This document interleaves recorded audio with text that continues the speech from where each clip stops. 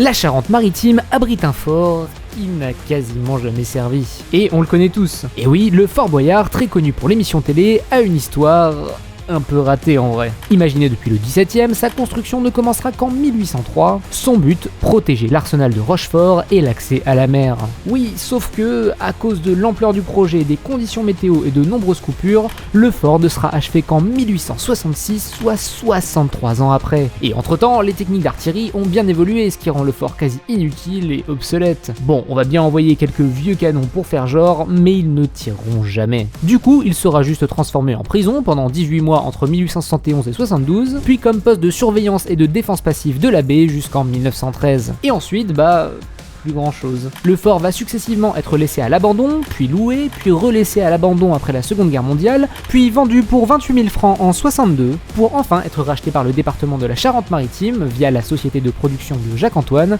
ce qui lancera les bases du jeu télé qu'on connaît depuis 1990.